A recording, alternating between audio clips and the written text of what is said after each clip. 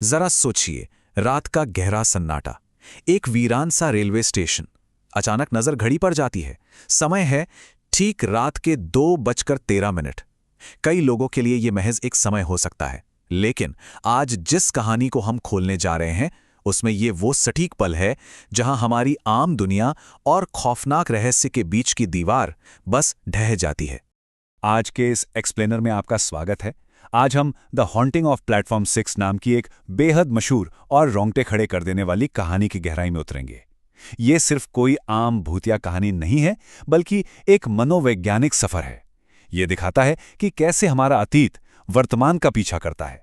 तो चलिए इस रहस्य के हर एक पहलू को समझते हैं, क्योंकि हमारा ये सफर एक ऐसे स्टेशन की ओर जा रहा है जहां कोई जाना नहीं चाहता। ठीक है, चलिए सीधा मुद्दे पे आते हैं। शहर का वो पुराना रेलवे स्टेशन जो पूरी तरह से घने कोहरे में डूबा हुआ है। नई रेलवे लाइन बनने के बाद से यहां ट्रेनें ना के बराबर रुकती हैं। इस वीरान प्लेटफॉर्म पर लगी पीली लाइटें बस बार बार झपक रही हैं, मानो उनकी रोशनी भी डर से कांप रही हो। यह सेटिंग अपने आप में उस खौफ की एक आहट है जो बस आने ही वाला है। अब इस स्टेशन पर एक जगह ऐसी है जो आज भी लोगों की रातों की नींद उड़ा देती है। Platform number 6। किंवदंती है कि इस प्लेटफॉर्म के ठीक नीचे एक कमरा है जिसे 30 साल पहले हमेशा के लिए सील कर दिया गया था। और सबसे डरावनी बात पता है क्या है? हर रात ठीक 2:13 पर उस बंद कमरे से दरवाजे पर दस्तक की आवाजें आती हैं। हालांकि वहां ड्यूटी करने वाला 60 साल का बूढ़ा गार्ड रामनाथ इन कहानियों को हमेशा सिर्फ कोरी अफवाह ही मानता था। लेकिन रामनाथ की आखिरी नाइट ड्यूटी पर सब कुछ बदलने वाला था। जब आम जिंदगी का सामना किसी अलौकिक चीज से होता है तो हालात कैसे पलटते हैं वो देखिए। गश्त लगाते समय रामनाथ को प्लेटफॉर्म पर पड़ी एक बेंच के पीछे एक दुबला पतला लड़का छिपा हुआ मिलता है। ये अमन है, एक किशोर जो घर से भाग आया है और बस सुबह तक छिपने की जगह ढूंढ रहा है। रामनाथ उसे चेतावनी देता है कि ये जगह और खासकर ये प्लेटफॉर्म रात गुजारने के लिए बिल्कुल सही नहीं है। अमन थोड़ा डरा हुआ था, तो माहौल को हल्का करने की कोशिश में वो हंसता है और पूछता है, क्या अंकल भूत वूत वाली कहानी है क्या? लेकिन रामनाथ कुछ जवाब दे पाता उससे ठीक पहले ठक ठक ठक एक आवाज गूंज उठती है। और ये कोई दूर से आती आवाज नहीं थी, बल्कि ये बिल्कुल उनके पैरों के नीचे से आ रही थी। अमन के चेहरे से हंसी उसी पल गायब हो जाती है। यहां से तनाव एकदम अपने चरम पर पहुंच जाता है। रामनाथ का चेहरा डर से सफेद पड़ चुका है। वो कांपते हाथों से अपनी घड़ी की ओर देखता है और समय क्या था? बिल्कुल सही, 2:13। वही शापित मिनट जिसके बारे में अफवाहें उड़ी थी। कुछ सेकंड तक भयानक सन्नाटा छा जाता है और फिर वही दस्तक दोबारा गूंजती है, इस बार पहले से कहीं ज्यादा तेज। अब यहां जो बात वाकई दिलचस्प है वो ये है कि कैसे अतीत का एक भयानक हादसा वर्तमान पर हावी होने लगता है। रामनाथ अमन को बताता है कि 30 साल पहले इसी प्लेटफॉर्म के नीचे रेलवे के स्टोर रूम में भयानक आग लगी थी। अंदर 6 लोग फंस गए थे और राख के अलावा वहां किसी की लाश तक नहीं मिली। इसी खुलासे के साथ प्लेटफॉर्म की सारी लाइटें अचानक बुझ जाती हैं। पूरा स्टेशन खुप अंधेरे में डूब जाता है और दूर खड़ी एक पुरानी ट्रेन की खिड़कियों में सिर्फ लाल रोशनी चलने लगती है। जब दस्तक लगातार और पागलों की तरह तेज होने लगती है तो रामनाथ समझ जाता है कि आज उसे इस डर का सामना करना ही पड़ेगा। दोनों मिलकर प्लेटफॉर्म के किनारे पड़े उस पुराने भारी लोहे के ढक्कन को हटाते हैं। नीचे घुप अंधेरी सीढ़ियां हैं जिनसे एक बेहद सड़ी हुई बदबू आ रही है। रामनाथ अपनी टॉर्च लेकर आगे बढ़ता है और अमन कांपते हुए उसके पीछे पीछे उस जले हुए राख से भरे कमरे में उतरता है। नीचे पहुंचते ही रामनाथ की टॉर्च की रोशनी उस अंधेरे को चीरती है। कमरे का नजारा रोंगटे खड़े कर देने वाला था। दीवारें पूरी तरह जली हुई, चारों तरफ राख बिखरी हुई और अलमारियां टूटी पड़ी थीं।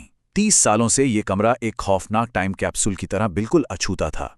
लेकिन इस मलबे के बीचों बीच एक पुरानी लकड़ी की कुर्सी रखी हुई थी और उस कुर्सी पर कोई बैठा था। वो कोई आम इंसान नहीं था। वो एक पूरी तरह से जला हुआ, काला पड़ चुका आदमी था।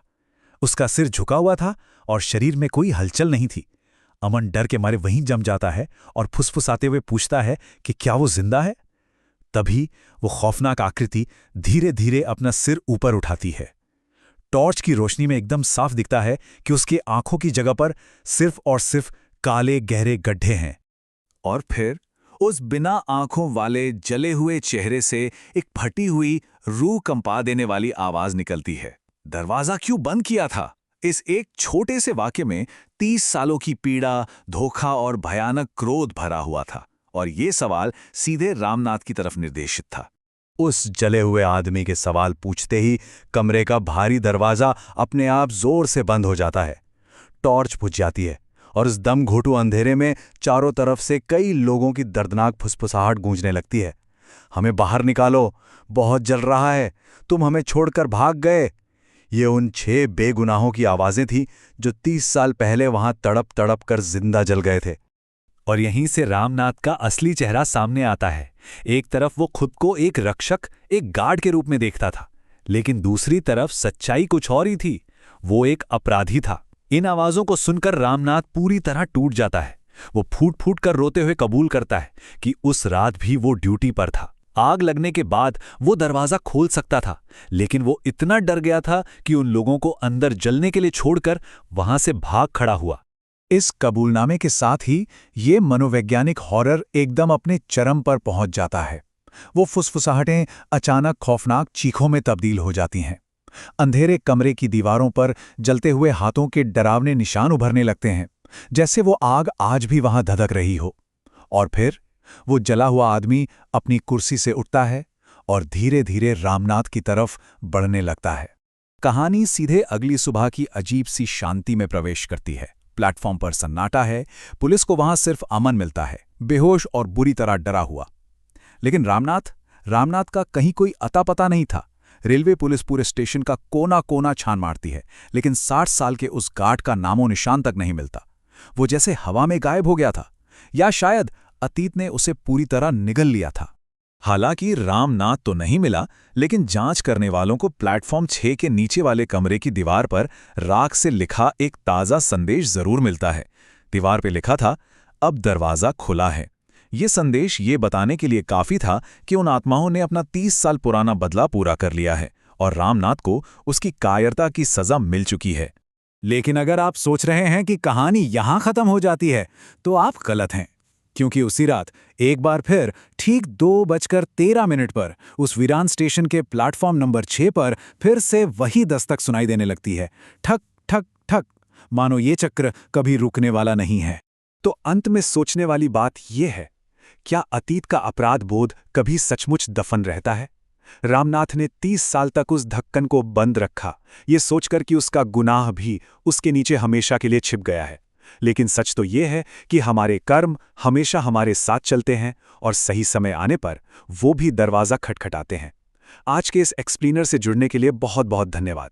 अगली बार रात के सन्नाटे में गूंजती कोई भी आवाज़ सुने तो याद रखिएगा, वो शायद सिर्फ एक आवाज़ नहीं, अतीत की दस्तक भी हो सकती है।